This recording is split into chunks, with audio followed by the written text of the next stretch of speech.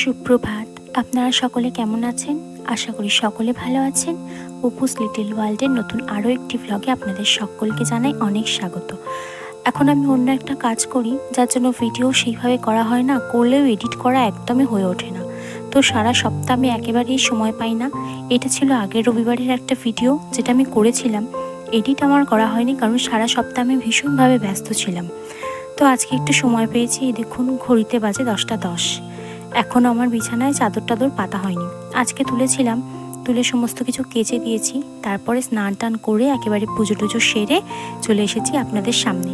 ভাবলাম আজকে একটুখানি দেখা করা যাক, আপনাদের সাথে গল্প করা যাক। তার জন্য ক্যামেরা নিয়ে সকাল থেকে লেগে পড়েছি। স্নান টান করে একেবারে রেডি। এইবার যাব ছাদে জামা কাপড়গুলো মেলতে, আর এসে বিছানায় একটা বেড কভার পাতবো। এই দেখুন, এক ছাদ ভর্তি একেবারে জামা কাপড়।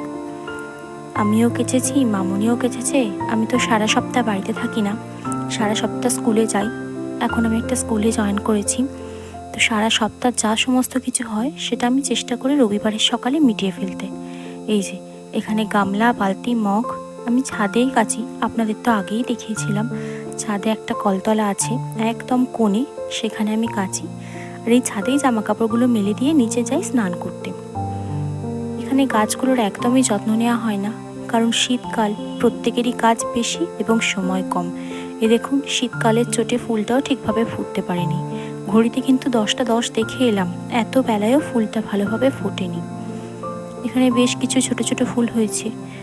এই যে এই গাছটা বাবা বসিয়েছিল, কিন্তু সময়ের অভাবে কারোরই এই গাছের একদমই যত্ন নেওয়া হয় না। অনেক দিন হয়ে গেল এই গাছের এখানটা ভালোভাবে পরিষ্কার করা হয়নি, কিরকম সব এলোমেলো হয়ে আছে দেখুন। আজকে সানডে, মানে এটা ছিল আগের সানডে, মাঝখানে আরও একটা সানডে চলে গেল। তো সানডের দিন ছিল বলে বাজারে মারাত্মক রকম ভিড় ছিল। এই দিকটা অত বোঝা যায় না, কিন্তু আরেকটু ওই দিকে ভিতর দিকে গেলে বোঝা যায়। দেখুন, এখন প্রায় 10:30 মতো বাজে, তার সত্ত্বেও কীরকম হালকা হালকা কুয়াশা। রোদের তো সেরকম খুব একটা আভাস নেই, হালকা একটা আভাস আছে। খুব জোরে যে রোদ বেরিয়েছে এরকম নয়। আর দূরে দেখলে এখনো কুয়াশা হালকা হালকা বোঝা যাচ্ছে। এর আগের দিন তো তখন 8টা বাজে, তখনও এত কুয়াশা যে জানালার বাইরে কিছু দেখাই যায় না। সব জামা কাপড় মেলে দিয়েছি, এরা এদের মতো করে শুকোক, নিচে যাই। অনেক বেলা হয়ে গেছে, আজকে চা পর্যন্ত এখনো খাওয়া হয়নি। প্রত্যেকেরই খাওয়া হয়নি, কারণ সকলেই ব্যস্ত। রবিবার আমরা একটু লেটেই উঠি, কারণ সারা সপ্তাহ সবাই দৌড়োদৌড়ি করি। এই যে বাবা এখানে মাংস বসিয়ে দিয়েছে, ওখানে ভাতের ফ্যান ছাড়াটা শুধু বাকি আছে। রবিবারে আমাদের খুবই সাদামাটা রকম রান্না হয়, ব্যাস চিকেন হয়, ভাত হয়, আর কোনো একটা সবজি হয়। এইদিকে বিছানার চাদরটা পেতে নিয়েছি। চাদরটা কি সুন্দর দেখতে না বলুন? এই চাদরটা আমি বিয়েতে পেয়েছিলাম আমাদের ওখানে, মানে আমার বাপের বাড়িতে বিয়েতে এই চাদরটা পেয়েছিলাম। একটাই বালিশের কভার, মানে কোল বালিশের কভার একটাই, তাই একটা ফাঁকাই আছে, ওটায় পরে অন্য কভার পরিয়ে দেব। এখানে জানালাটাও খুলেছি, খুলে একটু পরিষ্কার করে গাছগুলোয় জল দিয়েছি। শীতকাল তো একদমই ফুল ফোটে না। ঘড়িতে এখন প্রায় 10টা 35, যদিও আমার ঘড়ি 10 মিনিট ফাস্ট।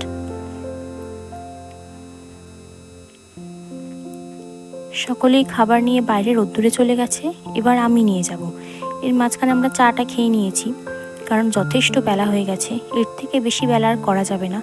শীতকালের সকাল, আর রবিবারটা আমাদের একটু দেরিই হয়ে যায়। আমি এখানে পেঁয়াজ কাটছি। আজকে একটু তেলে ভাজা দিয়ে, চানাচুর দিয়ে, পেঁয়াজ দিয়ে চাট করে মুড়ি খাওয়ার ইচ্ছে হলো। কেউই পেঁয়াজ নেয়নি, কিন্তু আমার ইচ্ছে হলো যে একটা দিন বাড়িতে আছি, একটুখানি নিই। খেয়ে দিয়ে উঠে সমস্ত বাসনপত্রগুলো মেজে নিয়েছি। আমাদের নিরামিষের রান্নাগুলো হয়ে গেছে। রান্নাগুলো বলতে আজকে শুধু শাক ভাজা হয়েছে, আর কিছুই সেরকম হয়নি। আর আমরা খেয়েছি। ওইদিকে আমি বাসন মাজছি, আর এইদিকে বাবা মশলা কষাচ্ছে মাংসর জন্য।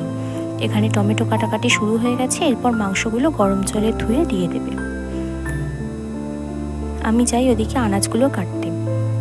আনাজ বলতে কালকে কপি আলুর একটু তরকারি হবে, আর পালং শাকটা সেদ্ধ হবে।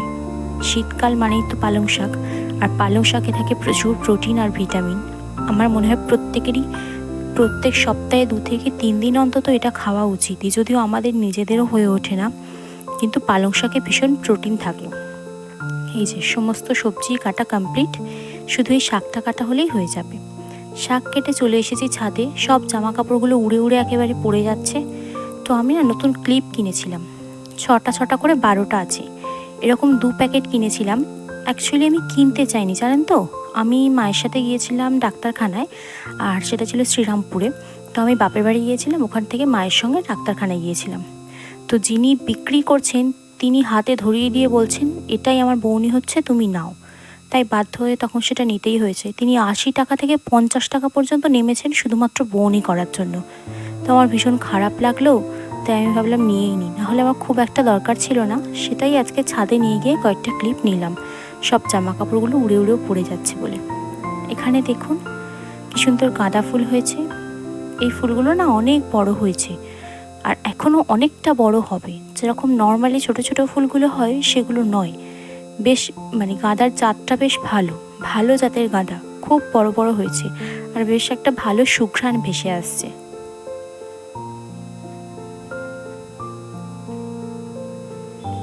রংটাও কি মিষ্টি বলুন, কি সুন্দর লাগছে রোদ পড়ে। এই ফুলগুলো আরও বড় হবে। আর এইদিকে প্রচুর চন্দ্রমল্লিকার কুঁড়ি হয়েছে, কিছু দিনের মধ্যেই এগুলো ফুলে পরিণত হবে। বেশ ছোট বড় মিলিয়ে অনেক কটাই কুঁড়ি হয়েছে। এই যে এটায় হালকা হালকা ফুলের পাপড়ি এসেছে।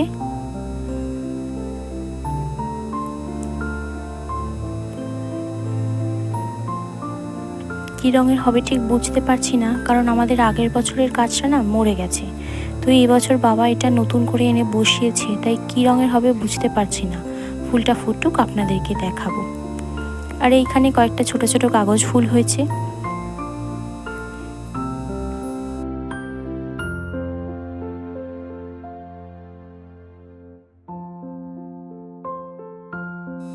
শীতকাল বলে না কোনো ফুলই ভালোভাবে ফোটে না, কীরকম যেন একটা ফোটে, শুধুমাত্র শীতকালের ফুলগুলো ছাড়া। আর এই যে এইদিকে এই গ্রিল জড়িয়ে ওঠা এই তরুলতা গাছটায় ঝিরিঝিরি বাতাসে একটি মাত্র ফুল একাকী দুলছে। দেখুন রংখানা কি সুন্দর না, ছোট্ট ফুলখানা যেমন সুন্দর, রংখানাও তেমন বেশ সুন্দর। চলে গিয়েছিলাম ছাদে, জামা কাপড়গুলো নিয়ে এসেছি, কিছু এখনো ভিজে আছে আর কিছু শুকিয়ে গেছে। শুকনোগুলো তুলে এনেছি। এই যে এই কভারটা রেখেছি বালিশে পরাবো বলে। এগুলোকে কিনে আনতে বলেছিলাম, কারণ নতুন বালিশের কভার পরিয়েছি তো দড়ি নেই। এটা ছিল ওর গাড়ির একটা কাগজ, যেটা আজকে এসেছে। আর প্রত্যেক সানডেতেই ওইরকম ল্যাপটপ নিয়ে বসে পড়ে কাজ করতে, চারিদিকে ফাইল টাইল একেবারে ছিটিয়ে। আজকেও সেরকম বসে, আমি বললাম একটুখানি হাতটা নেড়ে দাও, তাই হাতটা নেড়ে দিল। যাকে ও ওর কাজ করুক, আমি আমার কাজ মিটিয়ে নিই। মোটামুটি সব গুছিয়ে যেখানে জিনিসপত্র তুলে দিয়েছি, কিন্তু একটা ভুল কাজও করে ফেলেছি। এই যে দেখুন এখানটা একটুখানি মলম লাগিয়ে দিয়েছি। আমি না ঘরে বসে বসে ভ্রুটা একটু প্লাক করছিলাম। সব সময় তো এখান থেকে পার্লারে যাওয়া সম্ভব হয় না, কারণ আমি যে পার্লারটায় যাই সেটা অনেক দূরে। এটা কিনেছিলাম, তো যখন কিনেছিলাম 3টে ছিল, এটাই যেটা প্রথম, সেটা দিয়ে আমি বেশ কিছুদিন হলে ইউজ করছি। তো অনেক দিনই ধরে ইউজ করছি, কই কিছু হয় না। আজকেই প্রথম হঠাৎ করে কী রকম তাড়াহুড়ো করছিলাম না কী করছিলাম বুঝতেই পারলাম না, কেটে গেল। তারপর দিয়েই ও চেঁচামেচি শুরু করে দিল, পার্লারের কাজকর্ম তুমি কেন করতে যাও, কি দরকার আছে এসব করার। যাই হোক, বকুনিটা একটুখানি শুনে নিলাম। এসব করতে করতেই খাওয়ার সময় হয়ে গিয়েছে, আর আমি চলে এসেছি খাবার বাড়তে। আজকে আমাদের একদম সাদামাটা খাবার, চিকেন কষা, আলু শাক ভাজা আর ভাত। এই যে এখানে প্রত্যেকের জন্য আলু শাক ভাগ ভাগ করে রেখে দিয়েছে, 4 জনের, আর ভাত। এটা আমি বেড়ে নেব, বাইরে খুব সুন্দর রোদ্দুর আছে বারান্দায়, এখানে আর খাবো না। ভাতটা বেড়ে নিয়ে সকলের জন্য খাবার নিয়ে গিয়ে ওখানে বসে বসে 4 জনে একসাথে খাবো। এই একটাই দিন যেদিন আমরা 4 জনে বসে একসাথে খাই, তাও যদি কেউ কোনো কারণে না থাকি তাহলে সেটাও আলাদা হয়ে যায়। খেয়ে দিয়ে উঠে শুয়ে পড়েছিলাম, আর ঘুম থেকে উঠে একটুখানি রেডি হয়ে নিয়েছি, যাবো একটুখানি মেলায়। মেলাটার নাম হচ্ছে বড়দা মেলা, যেটা মাজু বলে জায়গায় হচ্ছে, এবং মেলাটার নাম হচ্ছে মাজু বড়দা মেলা। তো আজকে সেখানে যাব, সেই জন্য রেডি হয়ে নিয়েছি। প্রায় কাছাকাছি আমরা চলেই এসেছি। সকলকে দেখে যেরকম মনে হচ্ছে সকলেই মেলায় যাচ্ছে, সাজগোজ এবং হাসি ঠাট্টা দেখে সেরকমই মনে হচ্ছে যে আমাদের মতন সকলেই যাচ্ছে। বাইরে কিন্তু প্রচণ্ড ঠান্ডা, কিন্তু মেলায় যাওয়ার জন্য ভীষণ এক্সাইটেড, কারণ এই মেলাটা আমি কখনো আসিনি, এই প্রথমবার আসছি। বেশ কিছুটা ঘুরে নিয়েছি, তারপরে ঢুকেছি চিত্র প্রদর্শনীতে। খুব সুন্দর সুন্দর আঁকা দেওয়ালে লাগানো আছে। এই সিনারিটা দেখুন, দেখে একেবারে যেন সত্যি মনে হচ্ছে। ভিতরে এসে দেখছি অনেক লোকের সমাগম। ভিতরটা বেশ গরম গরম, আশেপাশে অনেক লোকজন আছে, তো বেশ ভিড় আছে রুমটার মধ্যে, তার জন্য ভালোই গরম গরম লাগছে। মেলাটা বেশ ভালোই বড় দেখলাম, সব কিছু প্রায় একবার করে ঘুরে নিয়েছি। ঘুরে এসে এখানে ঢুকেছি। এতক্ষণ মনেই ছিল না যে ভিডিও করব, আপনাদেরকে দেখাবো। এই চিত্র প্রদর্শনীতে ঢুকে সেটা মনে পড়লো যে আমি তো ভিডিও করছিলাম, আপনাদের সঙ্গে শেয়ার করা হলো না। এখানে বাঘটা দেখুন, বেশ ভালো এঁকেছে কিন্তু, বলুন।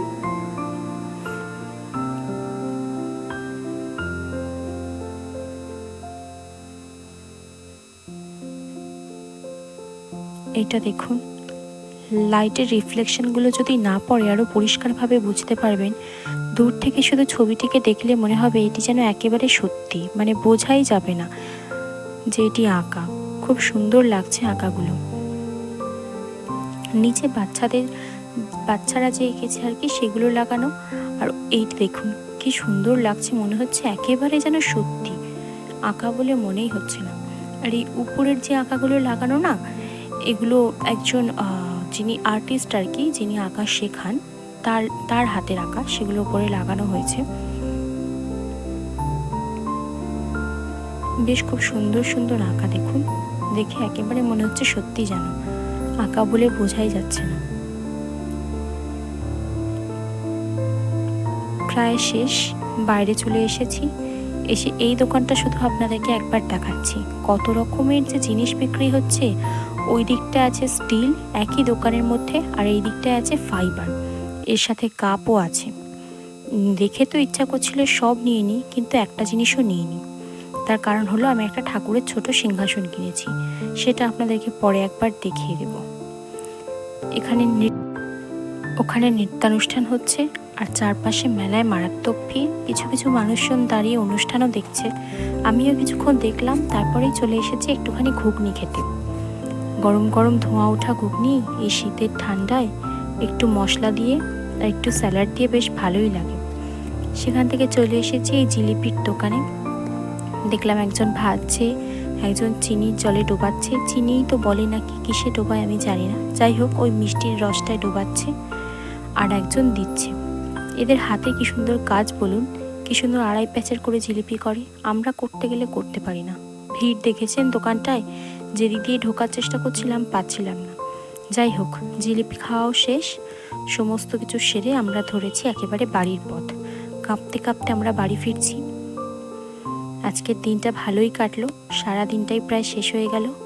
আবার কাল থেকে আমার বেরোনো শুরু, এবং পরের সপ্তাহে আমার অ্যানুয়াল ফাংশন আছে সানডেতে।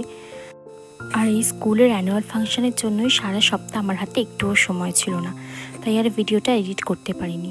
লাস্টে না প্যান্টটা বদলে লেগিংসটা পরে গিয়েছিলাম। তো যাই হোক, বাড়ি চলে এসেছি। আজকের মতো এই পর্যন্তই ভিডিওটা। সকলে ভালো থাকবেন, টাটা।